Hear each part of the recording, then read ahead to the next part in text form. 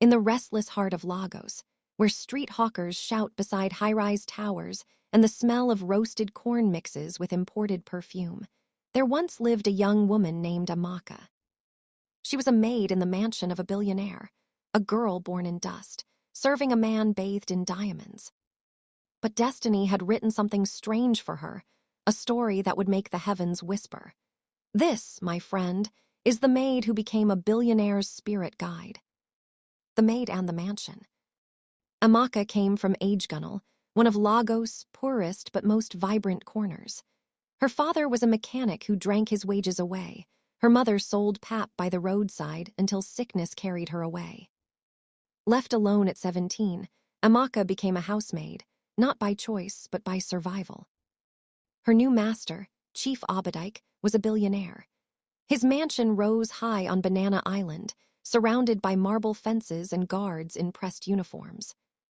Every morning before dawn, Amaka swept the marble floors that glittered under chandeliers. She scrubbed bathrooms big enough to house her entire street back in Agegunnel.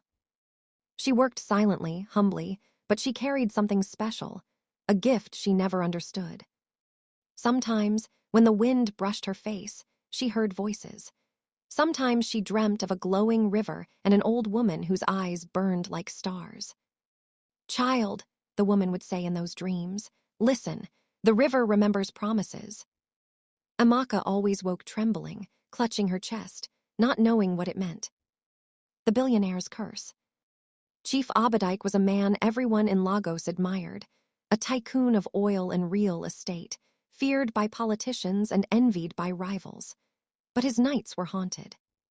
Every night he dreamt of drowning in rivers of gold, pulled down by invisible hands. He would wake up screaming, his silk sheets drenched in sweat. Doctors called it insomnia. Pastors said it was spiritual warfare, but nothing worked. One stormy night, Amaka heard him shouting and ran into his room. "Sir, are you all right?" she asked, trembling. Chief sat up, his eyes wide, voice shaking. "There's something in this house, Amaka. I feel them. The spirits are angry." She hesitated. Maybe the spirits need to be heard, sir." He looked at her strangely. "What do you know about spirits, girl?" "Nothing," she said quickly, bowing. But deep down, something stirred, a knowing she could not explain. The spirit, AWKNS. That night, Amaka's dreams returned. She stood by the same river, calm and glowing under moonlight. The old woman appeared again. "My child," the spirit said, "your master's wealth was built on broken promises. His ancestors cry for balance. You are chosen to guide him back to the river." Amaka woke up sweating. "How can I, a mere maid, guide a billionaire?" she whispered. But the next morning, while dusting Chief Obadike's study, she froze. There, hanging on the wall, was an old black-and-white photograph. Her heart pounded. It was the same old woman from her dream. She gasped, "Spirits of the land, what are you showing me?" The air turned cold for a moment, and she heard a faint whisper, "Fulfill the promise." The confrontation. Later that evening, Amaka gathered courage and went to Chief Obadike's office. "Sir," she said quietly, "I need to speak with you. It's about your dreams." He raised an eyebrow. "You speak about my dreams?" "Yes, sir. I saw a woman, the one in the photo on your wall. She spoke to me." Chief's expression hardened. "That woman is my grandmother. She died long before you were born. How do you know her?" Amaka swallowed hard. "She said your family made a promise to the river spirit, a promise that was never kept. That's why you are tormented." Chief burst into laughter. "You think a billionaire's problem is some village spirit? Girl, don't bring superstition into my house." Amaka bowed her head. "Forgive me, sir. I only speak what was shown to me." He waved her away angrily. But when night came, the same nightmare returned, worse this time. He saw himself choking on gold, crying for help. The old woman appeared and said, "You have been warned." Chief woke with tears in his eyes. The next morning, he called for Amaka.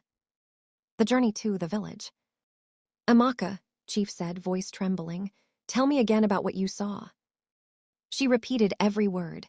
The river, the broken promise, the call to restore balance. "What must I do?" he asked. The spirit said you must return to your village, to your ancestral river, and cleanse the debt your forefathers left behind. Chief sighed deeply. "I haven't been to that village in 20 years. I'm a man of business, not of shrines." But when his business partner suddenly died in a mysterious accident that same week, fear entered his heart. He decided to go, and he insisted Amaka come with him. They left Lagos in a black SUV, driving through highways, forests, and memories. For the first time, the billionaire looked vulnerable, a man stripped of pride. When they arrived at his hometown in Anambra, the villagers were shocked to see him. He had become a stranger to his roots. That night, the elders gathered and listened as Amaka told her dreams. One of them nodded slowly. Yes, his grandfather took gold from the river goddess and swore to repay her after 7 harvests, but he died before fulfilling the vow. The goddess does not forget. The cleansing. At dawn, the elders led them to the river shrine, calm, ancient, surrounded by mist. A priestess in white appeared, her voice low and powerful. "Abadike," she said, "you come late, but the river still listens. The price is not money, but humility." She turned to Amaka. "And you, child, you carry the light of guidance. You are her chosen messenger." The priestess began the ritual. She poured libation, broke kola nut, and sang in Igbo tongue. Amaka knelt beside Chief and poured water from a calabash over his hands. The wind grew strong, and a whisper passed through the trees. "Peace shall return." Chief felt something leave his body, a heavy burden lifted. Tears streamed down his face. When the ritual ended, the priestess spoke again.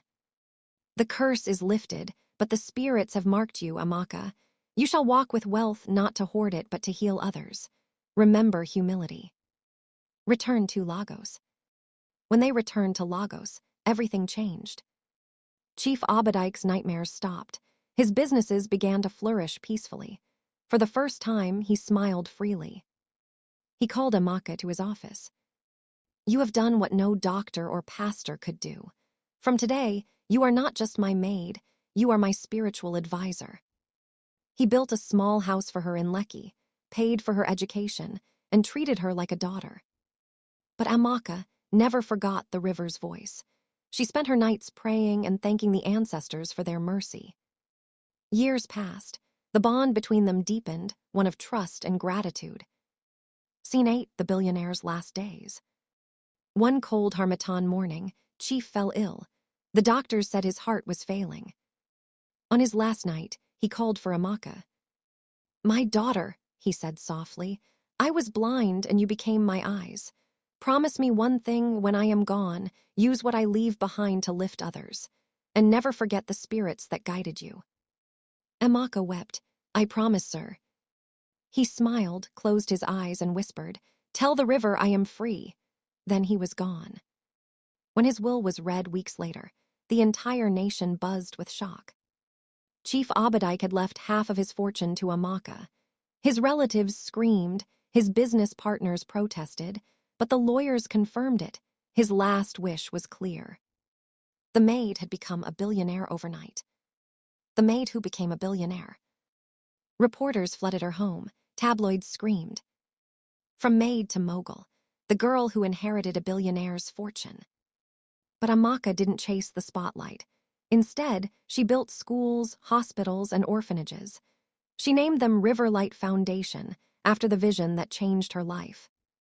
Every year, she returned quietly to the Anambra River, offering kola nuts and prayers. People began to call her Mama Riverlight, a symbol of humility and grace. Many came to her for guidance, business leaders, politicians, even pastors, because they saw in her eyes something rare, peace. Amaka never married, saying, "My destiny is to serve where I am called." The legacy. Years later, Lagos would remember her not as a maid, but as the billionaire's spirit guide, the woman who turned wealth into wisdom and used her blessings to bless others. And on the 10th anniversary of Chief Abadike's death, she stood once again by the river at dawn. "Thank you, ancestors," she whispered. "May every broken promise find peace." A gentle wind rose, brushing her cheek like a mother's touch. And in that moment, Amaka smiled, not as a maid, not as a billionaire, but as a fulfilled soul. Moral lessons. So, my friend, what do we learn from the maid who became a billionaire's spirit guide?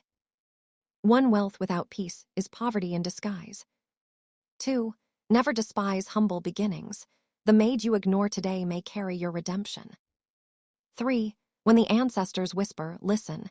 Their wisdom may save your future. 4. True riches lie not in gold, but in purpose.